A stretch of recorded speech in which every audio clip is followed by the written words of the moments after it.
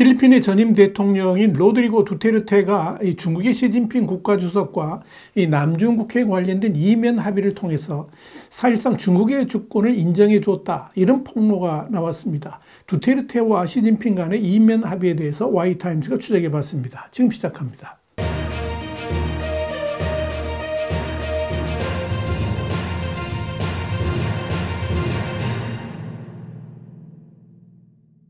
사우스차이나 모닝포스트는 29일 최근 들어서 필리핀과 중국 간의 남중국해, 특히 필리핀 영해 내에서 잦은 충돌이 일어나는 것은 두테르테 전임 대통령과 시진핑 주석 간의 약속한 이면 합의를 마르코스 현 대통령이 지키지 않는다고 판단한 탓이다, 이렇게 보도해서 눈길을 끌었습니다. 이런 사실을 집중 보도한 필리핀 현지 매체 폴리티코에 따르면 두테르테와 시진핑 간의 이면 합의에 관한 사실은 두테르테의 대변인이었던 해리 로크의 폭로로 드러났는데, 사실상 중국의 주장 그대로 구단선 내의 필리핀 영해 내에서의 중국 권리를 필리핀이 인정하는 것이었다, 그러면서 두테르테는 양국 간의 분쟁 지역 내에 필리핀이 더 이상 시설을 건설하거나 수리하지 않을 것임을 약속했고, 다만 현재 주둔하는 필리핀 군대에게 물과 식량만 제공하겠다라고 시진핑에게 말했다, 이렇게 밝혔습니다. 이는 필리핀 영해 내에 있지만 중국의 구단선 내에 있다고 주장하는 세컨드 토마스 암초의 제2차 세계대전 때부터 정박해 있는 폐군함, 시에라마드레함인데, 이걸 그대로 보존하는 대신에 그 지역에서 군사적 충돌을 필리핀 측이 더 이상 하기를 원하지 않는다는 의사표시를 한 것으로 보인다 하는 겁니다. 다시 말씀드려서 중국이 민감하게 생각하는 폐군함을 지금 그대로의 상태로 방치하기로 두테르테가 약속했고, 단지 현장에 근무하는 군인들에게 물과 식량만 전달해 주는 것을 중국 측이 양해해달라고 했는데, 마르코스 대통령 취임 이후에 폐군함을 일부 보수하기 위해서 건설 자재가 배송되는 것에 대해서 중국 측이 약속을 위반했다는 이유로 강경하게 나오고 있다, 이렇게 보시면 될 겁니다. 두테르테와 시진핑 간의 밀약을 폭로한 로크 대변인도 이런 사실을 분명히 확인해 줬습니다. 문제는 두테르테와 시진핑 간의 밀약 자체가 중국의 구단선 내 중국 해역 주장을 그대로 필리핀이 수용하기로 했다는 것이고, 중국의 주권을 인정해 주었다는 점에서 필리핀의 공분을 불러오고 있는 것입니다. 더 심각한 것은 두테르테의 이런 밀약으로 말미암아 세컨드 토마스 암초 근처의 모든 해역에서까지 중국이 당당하게 중국 영해를 주장하는 근거가 되었다는 점입니다. 폴리티코에 의하면 최근 들어서 중국의 해경선들이 이 필리핀 선박을 향해서 물대포를 발사하면서 인근 해역 접근을 막은 것은 바로 두테르테와 시진핑 간의 밀약을 마르코스 주니어 대통령이 어기고 있다라고 판단해가지고 강공책을 펼치고 있는 것으로 판단하고 있습니다. 이와 관련해서 다바오 대학의 라몬 벨레노 3세 교수는 두테르테가 잠시의 긴장 완화를 위해서 시진핑과 신사협정을 제안한 것인지는 모르겠지만 그런 방식이 근본적인 해결책은 결코 아니다, 그러면서 지금은 중국이 그런 두테르테의 밀약을 역으로 이용하고 있다라고 비판했습니다. 한마디로 두테르테가 중국 측에게 필리핀을 공격할 수 있는 빌미를 제공했다 하는 의미입니다.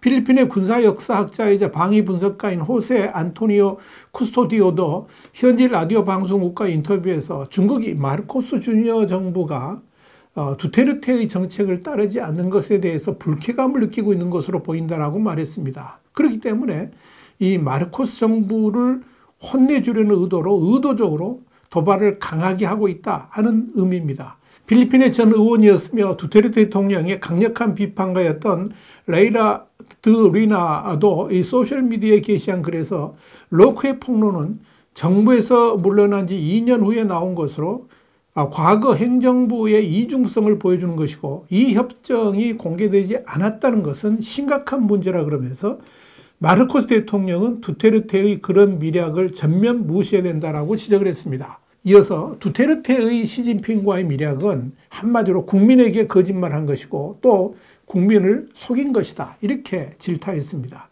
두테르테가 이렇게 중국과의 충돌을 피하는 쪽에서 사실상 필리핀의 주권을 스스로 제약함으로써 후에도 남중국해 관련해 가지고 중국과 영토 분쟁을 벌이고 있는 국가들과의 통일된 연합 활동도 제대로 하지 못했고, 오히려 중국 입장에서 충돌 방지 등의 수세적 외교를 하는데 그치는 빌미가 된 것입니다. 중요한 것은 마르코스 대통령이 이런 위법적 사실을 인지한 후에 두테르테와 시진핑 간의 밀약을 완전히 무시할 것이라고 선언했다는 것입니다.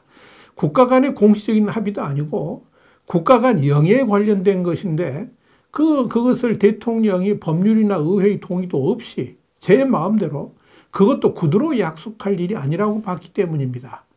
일단 마르코스 대통령은 남중국해에서의 양국 간 충돌에 대해서 정면 대응 방침을 밝혔습니다.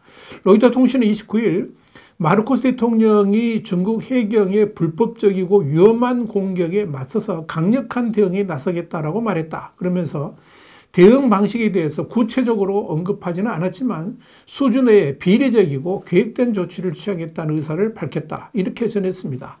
마르코스 대통령은 이어서 우리는 다른 나라와 갈등을 피하지만 침묵하면서 굴종하지는 않을 것이다. 이렇게 강조했습니다. 두테르테 전 대통령은 시진핑 주석을 가장 가까운 친구로 부르면서 반미 친중을 외치던 정치인이었습니다.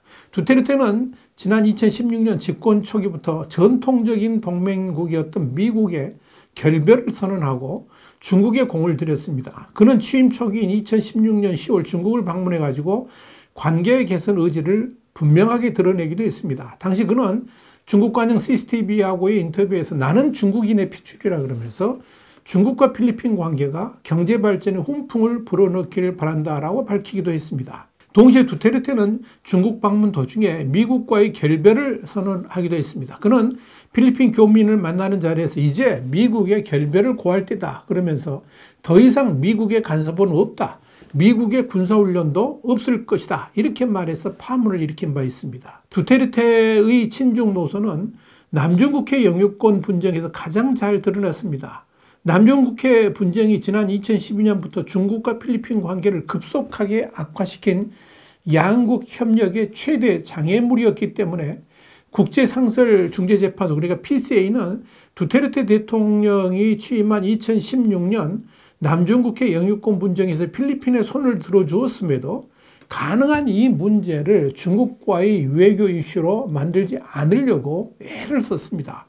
중국은 필리핀 영해 침범에서 지속적으로 필리핀의 이익을 침범했지만 이에 대한 국내 비판 여론에도 불구하고 두테르테는 중국과 맞서지 않고 오히려 중국을 두둔하는 듯한 태도까지 보이기도 했습니다.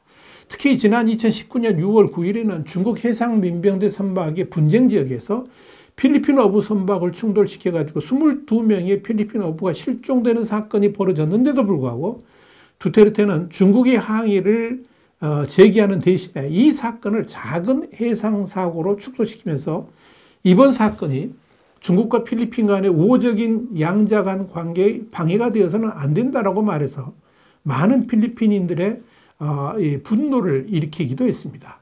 심지어 두테르테는 오히려 지난 2020년 7월 코로나19 백신을 지원받는 대가로 남중국해 문제에서 양보할 수 있다 하는 발언을 하기도 했습니다. 그러나 이렇게 지극정성으로 중국을 상전 모시듯 떠받쳤지만 시진핑의 중국에 의해서 오히려 무시만 당했습니다. 두테르테 시진핑 정상회담에서 애초에 중국이 말했던 약속이 4년 지나도록 이루어진 것이 거의 없었고 여기에 필리핀 영해까지 침범당하는 수모를 겪게 된 겁니다. 완전한 친중 정치인으로서 시진핑을 형님처럼 모시면서 굽실거렸던 두테르테는 그런 식의 외교가 필리핀의 이익을 가져다 줄 것이라고 생각했을지 모르겠지만 결과는 전혀 딴판이었던 겁니다. 이와 관련해서 필리핀의 호세 안토니오 쿠스토디오는 두테르테가 그렇게 중국을 떠받들었지만 그렇다고 중국은 결코 필리핀을 존중해 주지 않았다라고 비판했습니다. 그렇습니다. 중국 앞에 쉐쉐하면서 굽실거리면 중국과의 관계가 더 좋아지고 우리도 떡고물을 더 얻어먹을 것처럼 생각하지만 중국은 결코 그런 나라가 아닙니다. 그런 나라일수록 앞에서 더 이렇게 굽신거릴수록 더욱 무시를 합니다. 역사적으로 볼 때 한국이 중국에 대해서 당당하고 미국과의 관계도 돈독할 때 중국은 오히려 한국의 가치를 인정하면서 중국이 먼저 우호적 외교를 펼쳤습니다. 그러나 반대로 한국이 중국 앞에서 슬슬 기면 중국은 한국을 능멸하고 무시해 왔습니다. 이런 역사적 교훈을 결코 잊어서는 안 될 것입니다. 두테르테가 바로 그런 친중적 외교의 결말을 그대로 보여주고 있습니다. YTN 정세분석이었습니다. 감사합니다.